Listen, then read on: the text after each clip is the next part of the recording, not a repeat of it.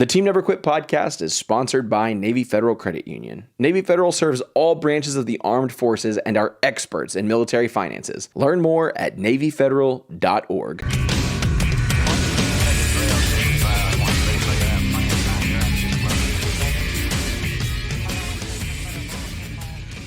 So we got a file on you, bro. So we need to. This is the interview process. Fine. You're actually in here. And thanks for supporting the podcast, man. You bet. Next time, did you bring something to tack into the wall? I said I got to mail it down. I just told Morgan. Yeah. It wouldn't fit in that tiny rental car. Yeah. Fit it well. Nice. You just kind of set a standard right there, Pods. Like a statue or something to show up. No, I'm not. I know you'll probably pull something like that, but so no, you don't have to do that, bro. I'm just kidding. Just Like, send a statue. I know. Gears Attorney's like, watch this motherfucker. I'll have something. I'll get something down there. That's freaking cool. You don't have to do that. I appreciate it, though.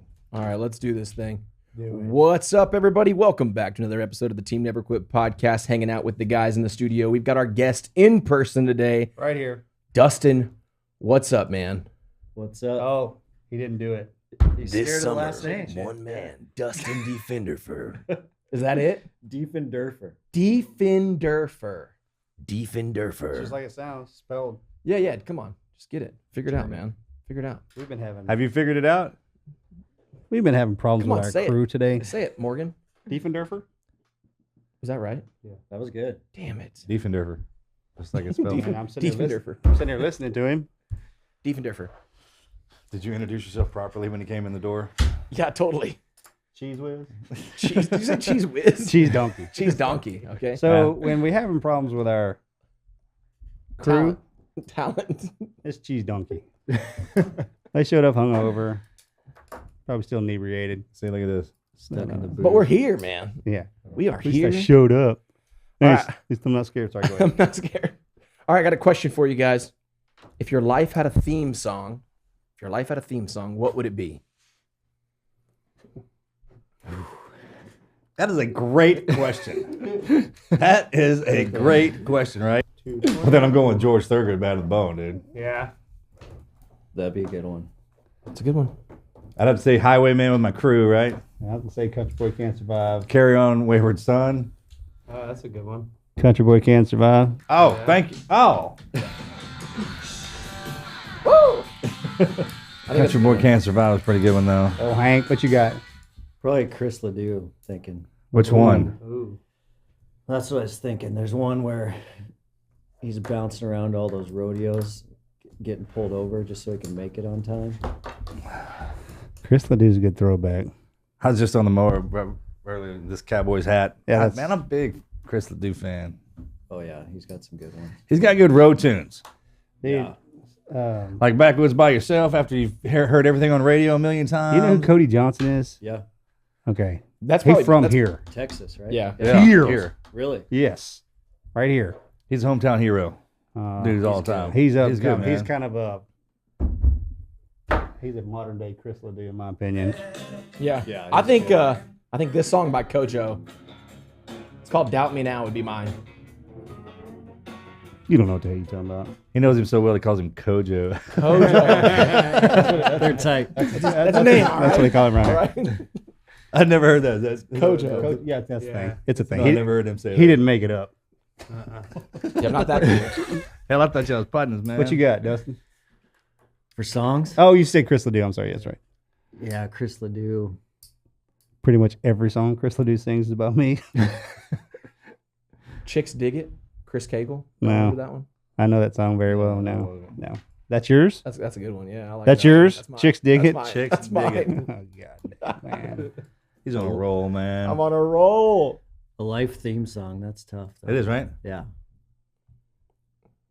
How about Sexy and I Know It? Hey, man, I'm just going to keep going. What He's do over you there, got? he's over there Googling What do you got? cool walking music. Good walking. I've been thinking about this all day. My,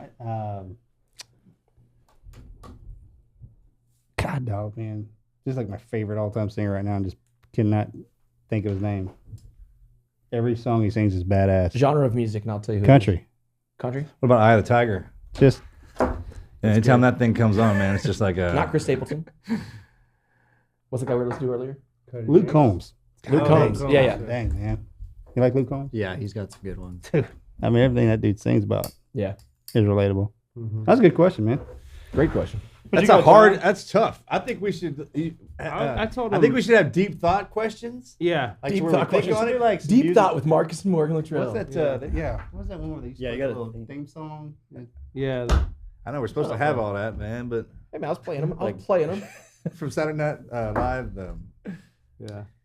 Deep Thoughts by Was that Saturday Night Live? Yeah. Or was that in Living Color? which I is guess- equally as entertaining and good. Well put together, thought out. I'm 39. So 40 is different. That's a big change. He gets on the coming screen. up. It's not really. He just says that. It is. This Oh, I is just on played. We're 40. What's that? He's we're in our 40s. Well, Dustin is the founder of Mountaintop Fitness Lab. If you guys didn't already know it, he's a great guy. He has actually been supporting the podcast probably for 2+ years now.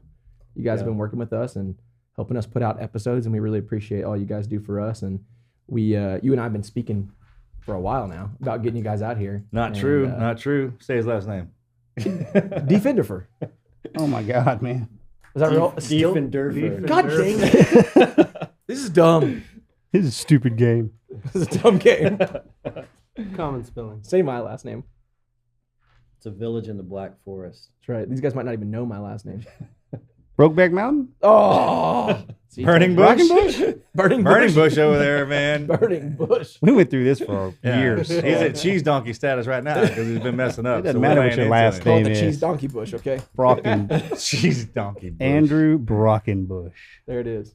There it is. Dustin, man, really appreciate you being out here today, man. Likewise, it's beautiful down here. Thank you. And that's a Montana boy saying that. How you like this? How you like this weather, bud? Oh man, I did a workout this morning and sweated about 8 gallons of So the sweat. humidity hits you, gonna hit you hard, man. It's tough Hard. down here. Yeah, That's a separation between the guys that when that humidity, you grew up in that cold atmosphere, especially down here. We tell people don't even come visit in August, man. yeah. No joke. The humidity It gets you. just started sweating. It's not even hot yet. Like this. No, is, this ain't nothing. This is great. this is mild. We actually have perfect weather. I mean, we do. We have perfect it by weather. At night. you At missed it night, by 3 especially, it'll days. get down to the 70s and the 50s sometimes. Yeah. And then in the morning, we have these early. But when the humidity's in here, it's 120, 150. Man, it's just not cool. That's rough. not cool at all. yeah, it's nice. Not What do you think? cool. It's not very nice at all. It's very, It feels good though. We've had a cold winter in Montana, long winter.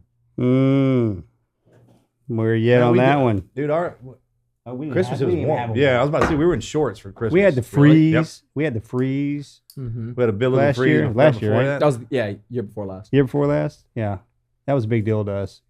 First freeze. 20 degrees. Oh, it was And like snow, No, real no. It was, Yeah, it snowed, and stayed. It was. but it was 20 degrees. Can you imagine? We're freaking out Can about you 20 imagine? degrees. It's like That's 20 pretty degrees normal. year round where you guys are. Yeah, every night. Well, then just I mean, it sit was there and let us to catastrophic complain loss about it. We love it though. This is how you learn how to be relative, right? Yeah. So this is kind of when the stuff that we complain about, y'all don't, and vice versa. But we actually come up to hang out with y'all just to get in the cold yeah, getting the snow. and play all them games you guys got up there. Yeah, Because you got good Yeah, hunting. because y'all. Hunting. it's a great spot. Hunting, fishing, skiing. Tell us a little about yourself, man. So you're born and raised in Montana, right? Yeah, born and raised in Montana. My dad came from Wyoming. They ran a quarter horse ranch. Ooh, in we did Sheridan, that. Wyoming.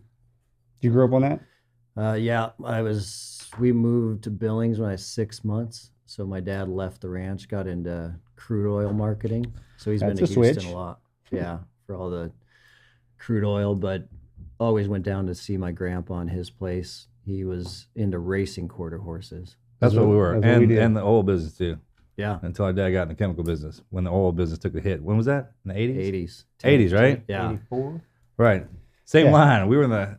I think those ran together.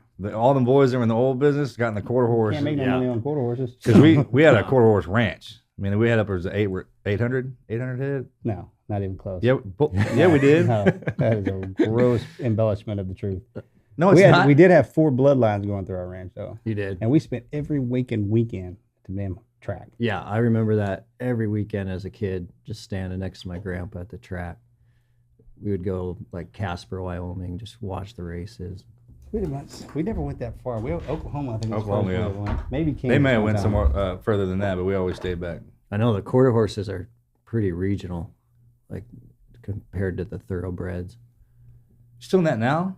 Still on the ranch now? Nope. Yeah, so he passed and then grew up in Billings, went to college in Bozeman, but just grew up around the whole passion of bow hunting. So my dad got me into bow hunting for elk when I was 12. Then we started traveling the west all throughout Montana, Idaho, Wyoming, New Mexico, just archery hunting with him. And that was kind of our thing. It was bow hunting all fall, fly fishing all summer. So went to college in Bozeman because I wanted to be around better hunting, being a Billings kid. And then still just kind of pursued those passions of the outdoors. It's gonna be great going to college in Montana. It's good. Because that's Montana. Is that Montana or Montana State? Bozeman's Montana State. Okay.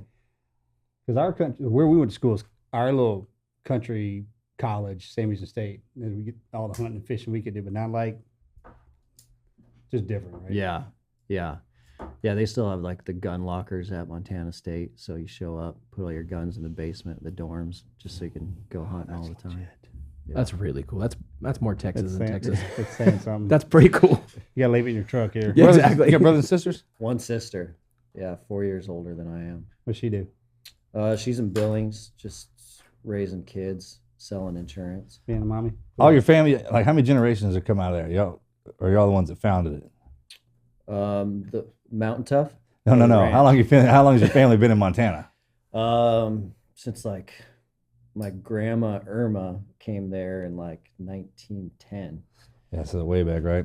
Yeah, I remember she gave me a wallet from her husband, my great-grandpa after he died, and it showed his ID in there of him coming to Ranchester, Wyoming in like 1909. That's cool, man. Pretty wild. That is wild. It's a good spot. I like being comfortable, being uncomfortable. We say that a lot. Yeah. I don't know how you would say it. We say that a lot. Explain that. Yeah. So I think for us, getting comfortable being uncomfortable is getting people able to handle adversity. So if you can handle adversity in the gym, you can handle it a lot better in the field. If you can handle it in the field, you can handle it a lot better at home. So we want people to be comfortable being uncomfortable so that they don't freak out and panic, so that stress level comes down and it's a situation they can deal with. So that's good because this is the perfect topic to talk about too, and you're the perfect person to speak on this. In 2020, people don't like to be uncomfortable, Mm-hmm. and it shows at a very grand scale. Yeah, it's a huge problem. I mean, Mountaintough's major mission right now. Mountaintop started in 2016, and most of it started off of that background of mine being a Montana kid, passionate archery elk hunter. Then when I went to college in Bozeman, I met my wife, and she was the passionate runner. And so we started traveling around and doing all these. So you chased her. Yeah. She loved to run. Do you like to run? I did not like to run. At all, No. right? Yeah. Do you now? I still don't like to run. Okay, great. Yeah. I mean, how is that? Because he loves to run. Yeah. He runs ultra, so I mean, He loves run. I don't at all. Yeah. I mean, not even remotely. And he's like, "Hey, man, come watch me run." Like, but if I don't like to run, why would I even want to watch you do that kind of deal? I mean, it's the one sport it's tough to keep up with. Yeah, it's not really a spectator sport. Nah, right? especially when you run in the mountains. Yeah. Where'd you go? There he was. We had here for 24 hours. Good to see you. Again, if you do ask him a question like, "Hey, how you doing?" They can't talk because they're doing the breathing pattern. So Yeah. Yeah. So we've been on this journey since then to essentially help men become more mentally tough. And one of the ways that we do that is through all of our training. But one of the big things that we're doing now is we know that like a man that can become more used to some adversity and then especially can spend some time outside in the outdoors doing really harder things is going to be a way better man. And so that's our mission right now, which is very rooted around training someone for an extreme backcountry hunt. So how would you train someone for 7 to 10 days Alaska doll sheep hunt? Well, we'll train them exactly for that mission, very mission specific. But more importantly, what we want that person to learn is how to handle adversity, because we know that training for that hunt alone is going to change his life. We know the hunt's going to change his life. And then we know that he's going to come home a better father, husband, and friend. So it's a fun, really awesome journey we've been on. That's a life-changing hunting. That's a life. Just the training for the hunt in itself will get them where they want to go. Yeah. The hunt solidifies it. I mean, there is an absolute change in somebody when you do that for the first time. It's a different life altogether. I mean, especially if they're not a hunter by birth, like hunter-gatherer. That's a whole thing of people. Mm-hmm. You take them out there, and you can see a physical change in them. It's a confidence, and builds that. Take them back to the old ways, how it used to be, where you had to get your butt up and go do that. Yeah.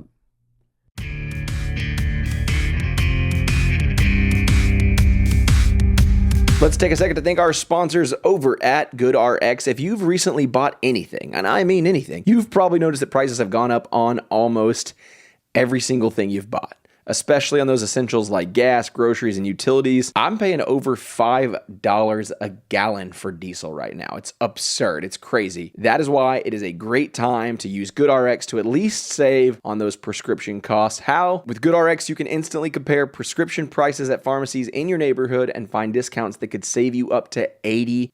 GoodRx is free and easy to use and works whether you do or do not have insurance. Even if you have insurance, GoodRx may actually beat your copay price. You can check GoodRx online or on their app, which just happens to be one of the most downloaded medical apps in the App Store. From there, you can find prescription savings at over 70,000 pharmacies nationwide, like CVS, Walgreens, Rite Aid, Vons, Walmart, H-E-B if you're here in Texas. And then you could take that money you've saved with GoodRx and you could put it towards filling your tank, your shopping cart, or anything else that's gotten more expensive over the last few months. I got a chance to use the GoodRx for the very first time a few months back. I went to pick up a prescription. My copay was one amount. It was absurd. It was kind of crazy expensive. And so I said, you know what? I'm going to download the GoodRx app because they're a sponsor and I should be using them. And I downloaded it. I pulled up the price of the prescription and it was tremendously cheaper. It seriously, I probably saved the full 80% from what the copay would have cost me versus how much I was able to pay. So even though I had insurance, I did save money by using GoodRx. So if you are looking to save some money and you're looking for simple, smart savings on your prescriptions, definitely check out GoodRx. Go to goodrx.com/TNQ. That is goodrx.com/TNQ. goodrx.com/TNQ. GoodRx is not insurance, but can be used in place of insurance, Medicare, and Medicaid. In 2021, GoodRx users saved 81% on retail prescription prices. Check them out.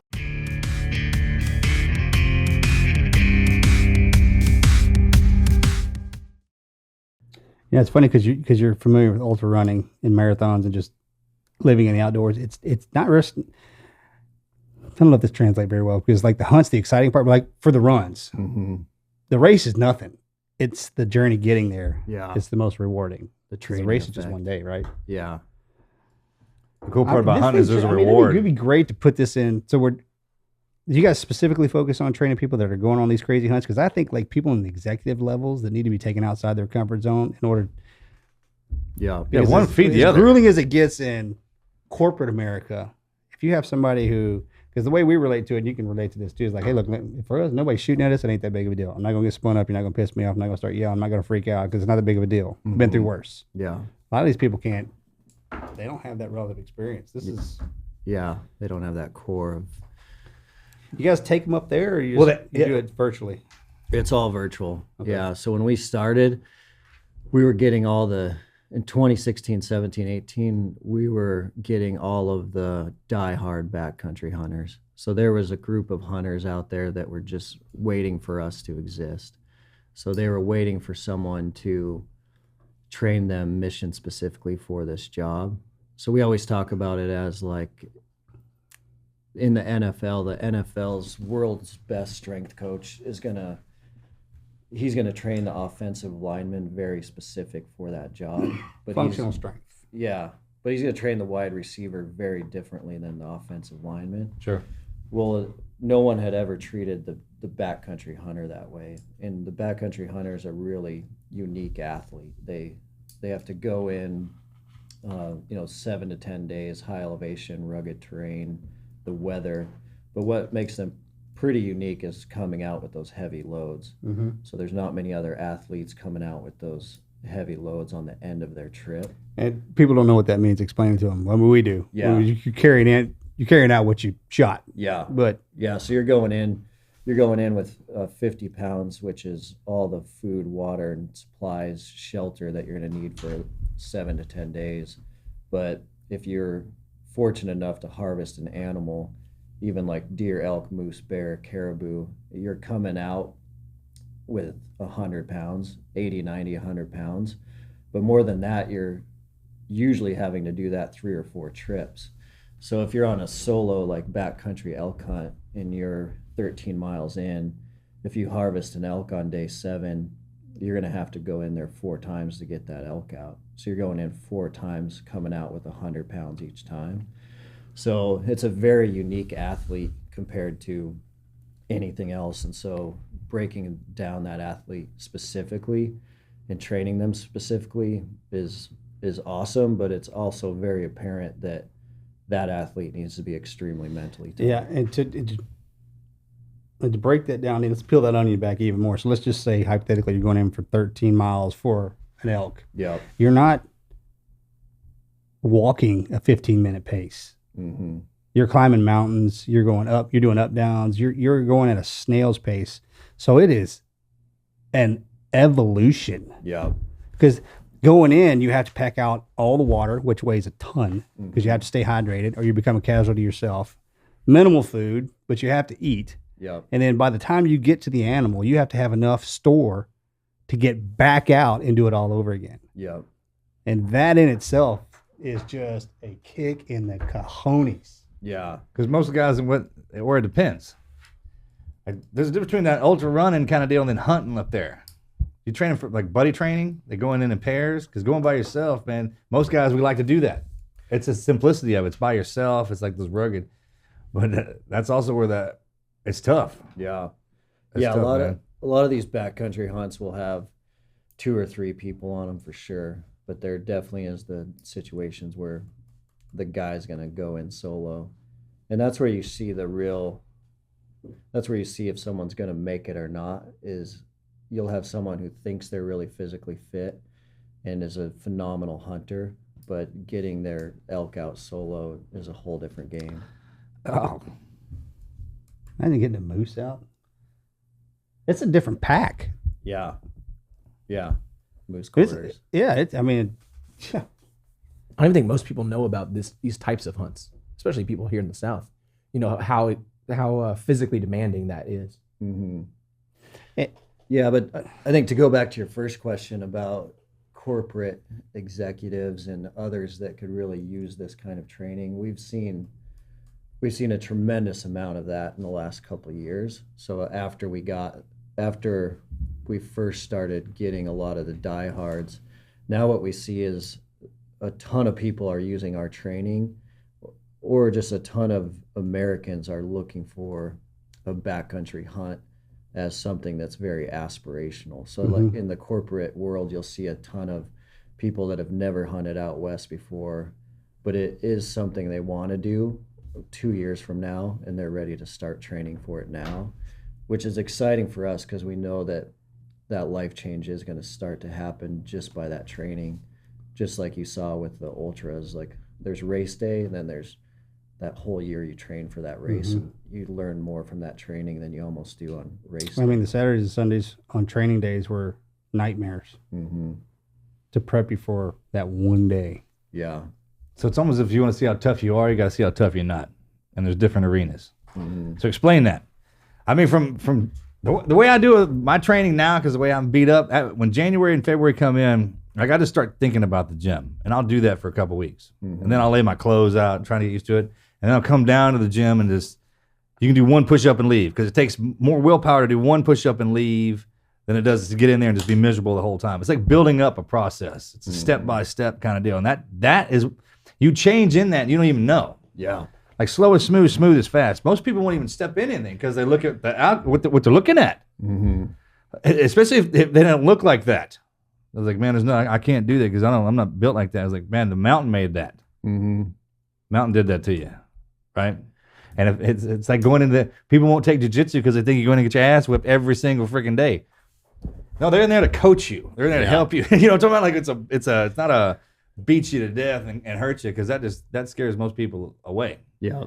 It's like, man, you learn to whip your ass on your own, and it becomes a rite of passage for yourself, and you change, and it feeds itself, man.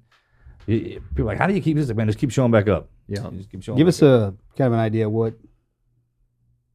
I know it's not. I can't say atypical or atypical. So give us an atypical workout where, say, we're backcountry, we're going for bear. I mean, you lay this thing out. Hey, look, I'm going to call you. Like I'm going brown bear hunting. So I'd tell you, hey, I'm going in August.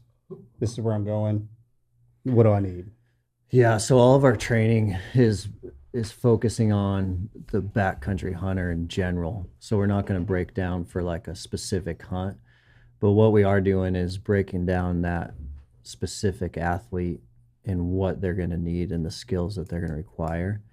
And then after that, we decide, is that athlete going to train at home or are they going to train in the gym? So building a program around someone that's got full gym or someone who's got minimal. So we need gear. to build a program for this dude and then let them go through it, and then on the way back we'll be like, hey, how'd it work out?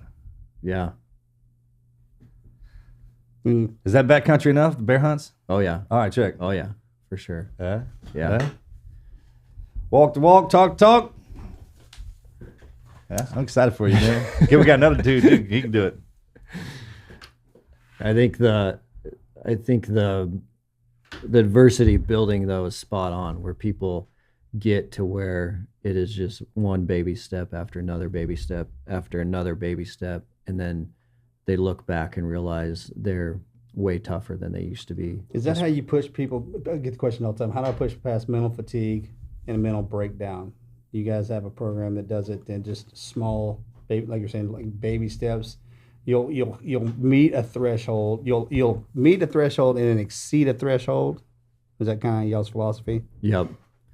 Yeah. So a lot of what we'll do is start someone on like a beginner ramp them up, and then that beginner phase is all neuro recruitment. So making sure that all the muscles are firing the right way, making sure that you're not going to get injured. And then we'll introduce something really hard. And so all of our programming has a lot of mental toughness. Like a 10-mile ruck run or walk, not march or something like that? Or yeah, we have like ruck periodizations in all of our programs because you just can't mimic a heavy pack in the gym. So these folks are going to need to put on a heavy pack to get ready for these trips. So all of our programming has ruck periodizations in it, which is heavy pack training with long extended days. Oh man. All right. How do you correlate the weather? The weather training? Yeah. A lot of that is Because that's the kick in the nuts. yeah. When that sucker rolls in. Yeah. You know what I mean? I think about how you don't really notice that until you put a bunch of, the military taught us this, man. You put a bunch of us in one area and switch the conditions, see which dude's freaking boonk. Yeah. And that physical training, that's got to be difficult, huh? That's tough. Yeah. Man. Yeah, and training people for the weather is very challenging without throwing them in there. Like to do that in a controlled environment is hard. So I think making sure that they are getting outside and doing these workouts in preparation for the hunt is a game changer. Oh yeah. Like making sure they're wearing the boots they're going to wear on these trips, the clothes they're going to wear on these trips, the pack they're going to wear on these trips is a game changer. Bro, that's huge. It's almost like hey, look, when the weather turns foul, you get to get your ass outside. The only way you're going to learn how to survive on a rainy day is get out there and live in it. Yeah. That helps when you're young. And when we go into the military at a young age, man, they just throw us out there and all that stuff we have to go through. You don't even know any better, but then what are we going to do? Just complain. And then you get that complaint out of there. So when we go outside and the whatever turns on us, we're like, yeah, man, we remember what it was like to be young and complain through it. But once you know you can make it through there, then that's a hard set. Yeah. Like once you push through something, man, it's staked in the ground. You're not going back. It's like knowing you went through junior high, high school, and college. You don't have to go back through that, man. You already did it, right? Yeah. You can just remember. that's pretty solid advice that I don't think a lot of people consider is, hey, look, if you're especially people that never hunted before, like it's like a bucket list thing. Like I'm going to do this. Mm-hmm. If I always say a year, but let's just say 6 months for argument's sake. If you don't have the pack, like you're saying, the pack, the boots, the pants, and you're not walking, working out, if you're not feeling how that thing rides on your shoulders, that hot spot it gives you on your lower back. Yeah. You know, if you're not doing that and you get into the mountains to do that for the first time, done ski. Yeah. It's almost like you're preparing your body for that suck. Because the harder you train, it's like, it gets so much easier. Like, no. That's not what that means. That's the relatability to the training for the races you and get then your race body day. ready for that. Yeah. So when it shows up, you know you're in it. Yeah.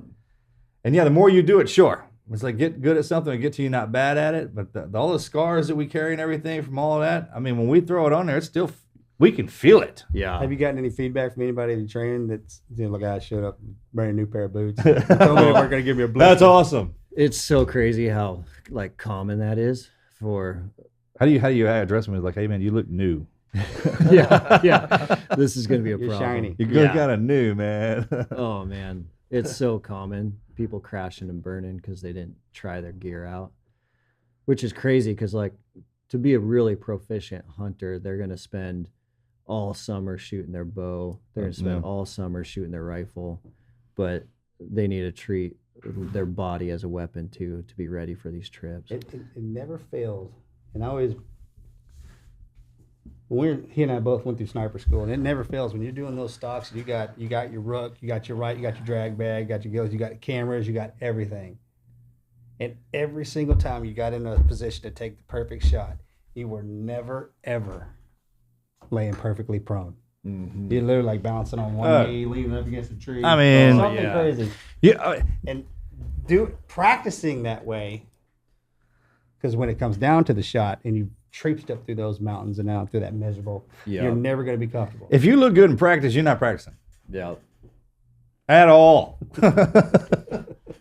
You got to make it. Oh my God, dude. I mean, some of that stuff, the best is when you get the gear. Hell yeah, it looks good on the model. It definitely looks good on the model, but you don't look like the model. Yeah. So you need to put that shit on there and get some jingling going. That model ain't got no love handles, man. And that rush when you lay down somewhere and that motherfucker starts digging on you, Yeah, I mean, it will drive you crazy, right? Man. I mean, Yeah. that's especially if you're hunting, because in the military, if you get pissed off because that stuff's doing to you, makes some noise. Sweet, it's a fight. Let's do it. I was so pissed off, man. Go start a fight, bro. Let's go get in one. Yeah. Out there, it's quiet. You can't be doing that, dude, man. And to know what makes noise and what doesn't. What rattles after this after it's wet, bro? Oh yeah. When you get something wet, that changes everything. Squeaky. Yeah. Squeaky. Man. Then how pissed off you get, your intentions of opening something out there. Like when you're upset, you open it real fast as opposed to just trying You to guys walk people through all that kind of stuff too, man. when you're coaching them? We do a little bit of gear, like education. Mostly it's encouraging them to wear this stuff on those ruck periodizations. So if they spend all summer in this stuff, they're going to be in pretty good shape when they get out there. We are supported by Navy Federal Credit Union. You know, I can't go a second without talking about them because they are one of our most incredible supporters. They have supported our show for several years now. They are continuing to do amazing things for the veteran space, the veteran community, and they are the experts in all things military finances. And when you hear the name Navy Federal Credit Union, you probably think that it's just for members of the United States Navy, and that's not the case. In fact, Navy Federal Credit Union serves all branches of the armed forces. They even serve the families of service members and veterans of all of the branches, and they empathize with members' lives. They go above and beyond to make sure they don't miss out on financial opportunities. That's the kind of bank you want, especially as a veteran. There are a lot of things that are hard to navigate in service, post-service, and if there's one thing you're looking to simplify in your life, then it should be your finances. Then that's where Navy Federal is going to help you out. And if you've been thinking about buying a car, Navy Federal knows it's a big investment, and that is why they're offering rates as low as 1.79% APR on new vehicles, along with flexibility with monthly payments and terms. And now when you refinance your auto loans from another lender, members could even save and get $200. Get decisions in seconds and start saving with Navy Federal Credit Union, available to members who are active duty, veterans, and their families. To earn and save more as a member, learn more at NavyFederal.org. Navy Federal is federally insured by NCUA. Credit and collateral subject to approval. Rate subject to change and based on credit worthiness, so your rate may differ. Refinance loan must be at least $5,000 to be eligible for the $200. Terms and conditions apply. Shit, have them jump in that Tempur-Pedic bed with it on. With that ruck on, man. Get in that bed, sleep on it. You know what I'm talking about? That's what you have to means. silence all your gear, right? It's even just it's applicable to hunting too. You have to silence, make sure it makes Well, no man. noise. But if you're in a room like this, to say if all of us, you're trying to silence your gear, you put it on, you jump around, you fall down, you go around, and you're like, oh, I can't hear anything. But when you're out in the middle of nowhere and it's pitch black, Quiet. and nobody's making a peep, Everything. it is the loudest shit you've ever heard. You're like, where did that come from? Oh, Get a yeah. friend with some new babies, throw your gear on, and walk around in the nursery trying not to wake them up. Yeah. I mean, that's what you're dealing True with, test. right? And those animals can hear it from miles away. And smell. I mean, you smell new. Yeah. Yeah. That kind of thing. It's crazy. And guys get detailed on it. Now, that's what happens. Yeah. That's how guys get good. Yeah. Because their attention to detail in the stuff that sucks, you can nitpick that stuff to where it's good. Like you're smooth, man, that kind of deal. Sure, that. There's not very many of them, and we all see them. You know what I'm talking about? Like when you say their name or some shit like that, they'll be like, oh yeah, that dude, man, that's his life. Yeah. You guys have people come up to the lab and you personally We train do. them? Yeah. Yeah. So we have our headquarters in Bozeman, which is an R&D lab for the mountain athlete, which is awesome. Dude, that needs to be an Olympic sport. Yeah, it's my favorite place. So every day we're researching what works and what doesn't work on the mountain, and we're lucky that we get to test a lot of that on the world's most dedicated, just because of who lives in Bozeman. We're fortunate that a lot of the most dedicated hunters live there, but also you're going to have dedicated backcountry skiers. You realize everyone always just everyone in Montana is like Yellowstone. Not everyone. This whole You'd time, be surprised, bro. this whole Those of time, us I'm like, who've been up character do there, you remind me of but it in doesn't Yellowstone? matter what. Every time you open your mouth to someone down here in the south, they're gonna be like, "That's one of them Yellowstone boys right there, man. Which one is he?" Right? Oh yeah. How did all this thing get started in the first place? Like, what led you to create Mountaintop Fitness? Oh man, the story is cool just looking back on it now. So what happened when my wife and I started getting into all those ultra marathons is we went to Ethiopia through our church. So we went to Ethiopia on a short-term mission trip, and before we went, I had like this corporate America dream type job. So I landed this job really young in Bozeman, where the sky was the limit on income in terms of like corporate America business stuff. It was the best job I was going to get in the Rocky Mountain West. And then we went to Ethiopia and we worked for 2 weeks with kids that only lived in the landfill.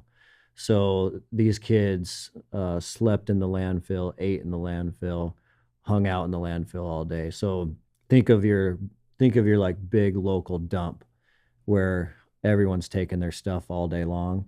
That's where these kids lived. So we spent 2 weeks just hanging out with them every day, just trying to be a resource any way we could. And so I came home from that trip and it was just like complete re-entry depression. So like I came back to my plush life in Bozeman, nothing to worry about, nothing to stress about after just watching those kids live in the dump for 2 weeks. And so I was having a really hard time with that whole concept. And my wife and I didn't have any kids at that time.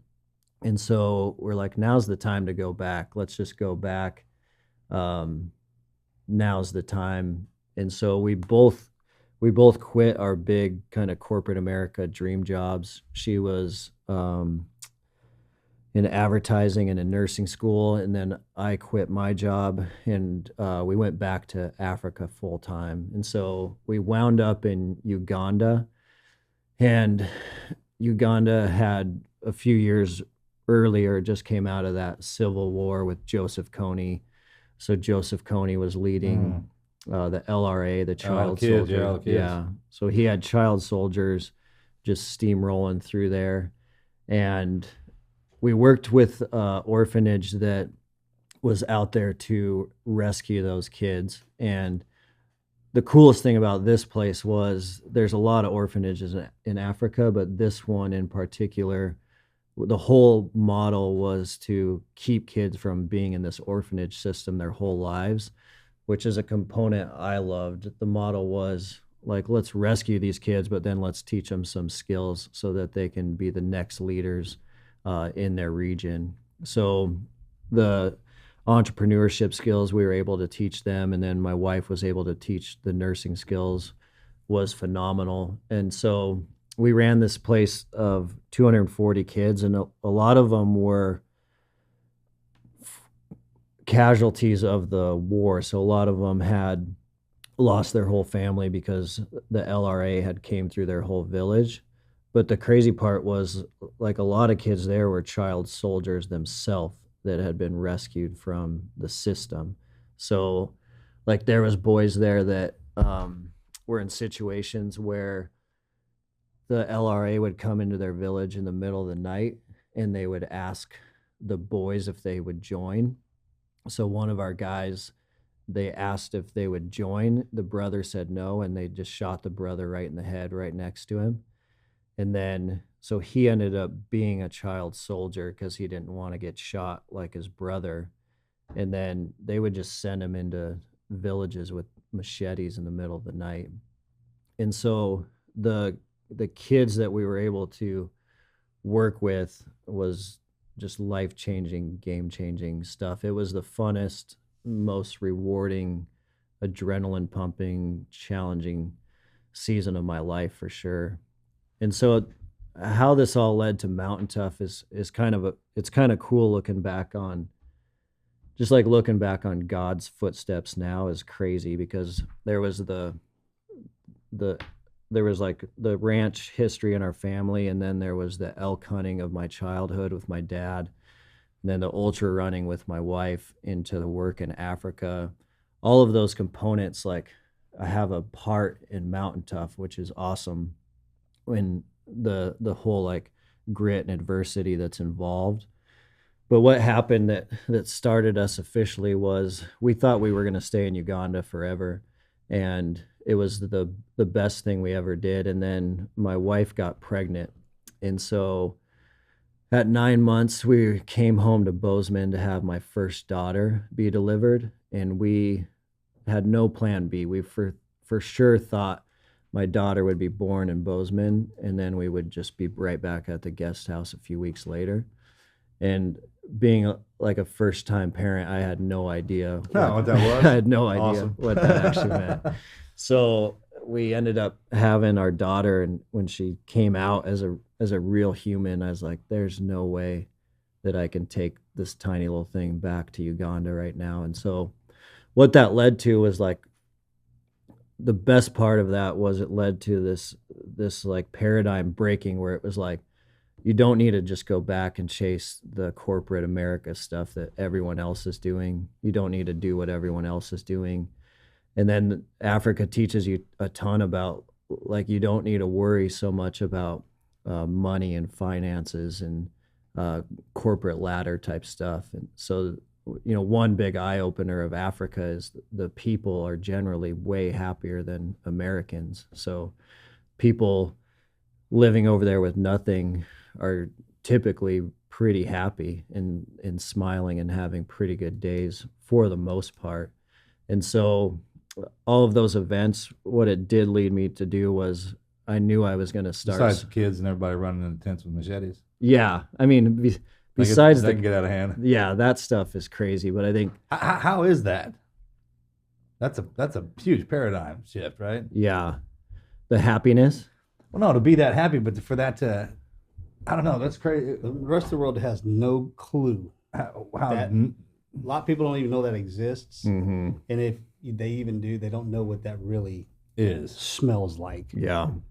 Yeah. Like, you seeing it hearing about it and Seeing it's one thing. You see that shit on TV. Man, when Smelling you're it when you're in there and that hearing it. smell hits you in the face, man, You you're like, encode that, and you'll never forget, Dude. which I'm sure Yeah. you know. that's a It's crazy to see. Like, it is astonishing to see how some of them are so happy living in third world conditions.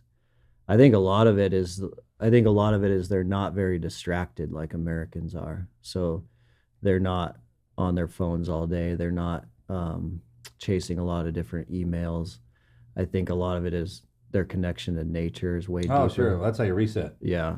And third world, I mean, just because you're poor doesn't money, like you said, doesn't mean anything. Because I know billionaires that live in a cabin. It's cleanliness. Like if you pick it up, if you're not killing everybody around you, and things are happy. That's how you know that's a rich life. You ever exposed to conflict while you're over there? Or they kind of keep you a little bit further back. Yeah, I was never exposed. Just a few like sketchy situations, but no, we never had anyone come in with guns. That's going over there and seeing that. We do it in our family too. It's important to take the kids too. Yeah. Anytime you want to appreciate America, the minute you see somebody not appreciating America, Yeah. there needs to be a program. Like, Yeah. even when civilians can have, like, you ain't appreciating this place, you need to take your ass over and do something about it. Right? Because, I mean, it does. As soon as you come back in here, so much so that it showed you the life, man, when you have everything, sometimes it's cool to see it. I mean, you go back and there's a reminder of how wonderful you got it. Mm-hmm. Yeah, It's a balance, man. It's just that reset, sure. So you guys y'all came back after, how many kids do you have now? two daughters now. Yeah, And they're so how old? 7 and 9. That's good. Yeah, it's I good. got a 9 What are and their names? 5. Ava and Addie. I have one of those. Adelaide. Yeah. It's a family name, and I'm married into a Cajun family. I met my wife on a blind date. Had no idea that she was from Louisiana. It's a big deal marrying outside our gene pool. Yeah. He almost lost his mind about it, but because she was here in Texas when I found her, and right, Yeah. Anyway, so and the family name Adelaide was that she had it in her family. how'd you guys kick it off? Yeah, so then, so based on all those experiences, I just knew, A, that I was going to do something I was passionate about, and then B, I knew I was going to do something that kept me outside more, away from a computer more, and kept me engaged with building a community. And so that was like the epiphany moment for Mountaintop was, hey, no one's doing this, no one's training these guys, and let's build a community around it. And so it started bootstrap, like 100% bootstrap. My buddy built the logo. We hung flyers in the bow shop. I started training guys in the park behind my house. So I trained guys in the park behind my house on the monkey bars. And then we ended up moving into a PT clinic and then leased our own gym. And now we're building a new R&D lab right now. But it's been a crazy journey, and just watching the community grow and people do this training all over the world now. Do you have your own merchandise, your own rucks? You develop your Yep. own rucksacks and all that kind of stuff? No, we just have the merch. should. Yeah. Bro, you know what you kind of develop is a predator program. But I mean, for men. So think about that. So in the beginning, you train them to get out in the mountains away from their tech, Yeah. away from the kids, because they're proficient at that. Teach them to be proficient without it back in the land gap. And then kind of like with the military and a predator, right? All they are is high speed, old fashioned. Mm-hmm. You got that the tech is cool. The bows we carry now, and this amazes me. Every year they add something to it to make them cooler. Yeah. They don't weigh anything anymore. The only thing you hear ripping through the air is that freaking arrow. You make them any faster, they split in half. Let's take a second to thank our sponsors over at Happy. If choosing how you feel was as easy as picking a song on your phone, you could tap a button to feel energized without any caffeine. You could tap a button to feel relaxed when you're stressed. Wouldn't that be crazy? Well, when I heard that a wearable device called Happy lets you change how you feel, I did not believe it, so I did have to try it. I downloaded it on my phone. Happy works by delivering signals to give you the same sensations as caffeine, alcohol, and melatonin without any of those chemicals or side effects. Signals are a song only your body can hear. They are made by Happy to replicate the unique magnetic signatures of popular everyday ingredients. And just by switching the signal on your phone, you change how you feel. I've loved using signals to get better sleep at night. I've noticed that with my Euler sleep system, I'm definitely sleeping cooler. It's definitely a little bit easier to go to bed at night, but sometimes getting into those deep sleep can still be challenging. And when I go to bed at night, I'm looking to just calm down. I'm trying to like de-wind, decompress, take all that stress out of my day. And being able to do that by just wearing a device, putting it over my neck, throwing on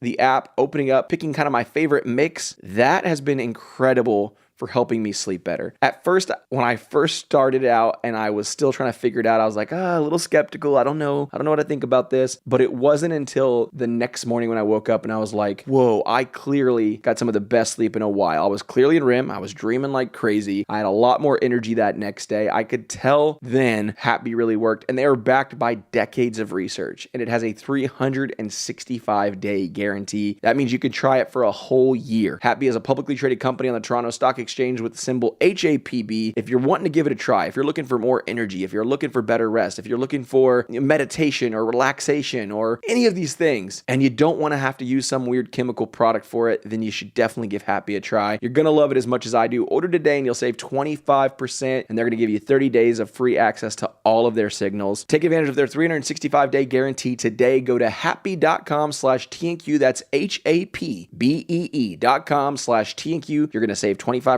on your order. happy.com/TNQ.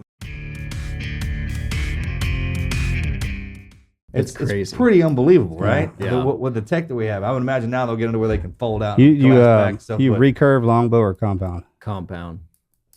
Yeah. All right, Did you see the slingshot with the compound bow that you put the slingshot webbing in it? No. Yeah. Man, this dude was 300 yards popping steel with ball bearings. They took 300 yards? 300 yards. Took a slingshot webbing, put it inside the compound bow, and was just reeling it. Crazy. That is a kick-ass weapon. Yeah. I started shooting crossbows. You Yeah, did? that's his thing. Ravens. Man. I mean, don't get me wrong, they're really cool. But... Cool. Yeah. 400 feet per second. I said it was cool, man. Anyway, Don't give me the look. I said it was cool. I can't be doing. I'll tell you what, if you guys did rucksacks, I'd buy one up of you right now. I don't know how far you guys are pushing. Like, imagine if you bring somebody in, hey, this is the hunt I'm going to do, and here's your body type. We've researched all this. We make our own. Here's the internal frame, external frame. I'm just saying. Yeah. because for carrying is different. It's a different kind of weight carrying, right? When you're talking about meat, bloody, everything. Oh, yeah. With this, I mean, it's almost you got to put that animal on. Teach them how to. You The gotta best way to specialized carry pack. that animal down there is if you took that hide and put it on, right? And then somehow drug them. That's the way they'd old school it. Yeah, you got to have pretty specialized gear now. Teach them how to pack their rucks and everything. We We'd be don't- surprised how big of a deal that is. Yeah, that's a big deal. We're not doing any pack education right now. Right? Yeah, write this down, man. We're giving you. Yeah. we're giving you- God, we had weeks and weeks and weeks Yeah. of, hey, this is how you need. Oh, yeah. We're here to spin you up. That's why you can get this thing rocked off, man. And just be as awesome shit that we'll Give you a bunch of It's fun stuff. We'll come hang out. Yeah. How many members are you up to right now? 10,000? Yeah, so we're at like 13,000 now. So 13,000 guys across the Bro, country. 10 you're in. It's Because crazy. one tells the other, it perpetuates itself. I'm gonna That's how sign- it grows. I'm Yeah. gonna sign up as that. You keep doing. All you do is just keep doing your thing. Yeah. Just keep doing your thing. Where do you want to? Where you guys want to take this thing? And just So the mission for the next couple of years is exciting because I think it's all about, we always talk about it with our team, is what we're doing is we're creating elite men. And so we have say that again. we're, Everybody needs to hear Sounded that. pretty good. You even delivered it well. we're creating elite men. That's what we're Boom. doing. It's I understood awesome. the whole word there and the That- concept. that is a T-shirt and a half. You got that on the back of one of your shirts? Not yet. You guys have all the ideas. You said it. Giving it to you, man. Dude, throwing it back. Just pulling them juices out of you, bro. Let's do a co-branded You t-shirt. Yeah. recording this? There you go. So I'm writing that down. Yeah, we're giving all this for you, man. This ain't our ideas. Everything, if we can help you in any way, you got a solid plan. We create Yeah. elite men. it's It awesome. does. It works, man. That's a big deal in Seriously. 2022. Yeah. And we don't define elite like the world does necessarily. For us, it's like this man needs to be physically strong. They need to be mentally strong. And then mental has a lot of components. They need to be mentally tough, but can they handle stress? Do they know how to deal with anxiety? What are they going to do about those kind of elements? And then there's the whole spiritual realm. So there's a lot of ways to take care of an elite man, but it's like 4 legs to a really good bar stool. So they need to have the physical, the mental, the emotional, the spiritual. Yeah. And if one of those legs breaks, they're in trouble. So that like an elite man needs to be focused on those areas. And we've done a really good job of taking care of them physically and mentally, but there's still like so much that we can help them learn over the next nature couple teaches years. that hard one. They're all hard. Emotion, because basically the way you teach that is you got to deal with everyone's emotion. Mhm. Everyone else's. It sharpens yours. Yeah. Like you'll run into it, and if you haven't never seen it before, man, you're kind of like, what? But one feeds the other. When you put them suckers into nature, they can't talk back. It's like out here, man. You grew up on a horse ranch too. It's like, man, you got a wild ass kid. Put him out there with the animals. Yeah. Oh yeah. Put him out there with the alpha, the bulls, right? Yeah. Some stud horses. They Yeah. can't talk back. Yeah. And they get their asses handed to them. So yeah, Calms them down quick. so we create elite men. So what does that mean? It's like in any given situation, they cannot be broken. So if you have the 4 legs, spiritual, mental, emotional, and physical, if one of those is either taken away, the other 3 will have to compensate until we can fix the one. But they're so proficient in all 4. That's what we focus on, right? That's what you guys are focusing on. We're so proficient at building out the 4 legs can't be broken, Yeah. right? Yeah. That's amazing. Pillars, yeah, right. Yeah. It's crazy. I mean, it's crazy what, like, even if you take the spiritual pillar, for example, like one thing that's really funny is watching my daughters now. So my daughter is my 9-year-old earlier this year was, you know how kids get really tired and grouchy and are breaking down about Yes, we know. something? Yeah. So one day I know exactly what you're talking about. Yeah. So one day we were in our Suburban and we're driving home. Both my daughters are in the back seat, and my older daughter is crying about, my younger daughter has this water bottle in the front cup holder, and my younger daughter has her water bottle in the back. It's one of those cup holders that's between the 2 seats. My older daughter wants the other cup holder. So literally these things are like an inch away from each other. And my older daughter, just because she happened to be really like tired and grouchy that week, is crying about a cup holder. And my wife and I were laughing so hard. And then finally, like a few days later, we were able to joke with her, like, hey, you remember when you're crying about a cup holder and how ridiculous that was? Well, the cool thing to me is like, that's how God looks at us right now as adults when we're going through something pretty stressful. So we're going through, let's say our business is running low on cash, or let's say I'm fighting with my wife, and I start to feel all this like emotional stress, and I start to get like pouty and moping around. Well, God's kind of looking at us like I was looking at my daughter, like, do you realize you're crying over something that's like this big in the grand scheme of life right now? And so when a lot of our guys start to realize that leg of their stool gets so strong, because it's like, I can handle a lot more knowing that this is just one tiny little speck in my life. And so all of these pillars really feed off each other. Yeah, that's another line. You- like you Quit crying sharing- over cup holders. Yeah.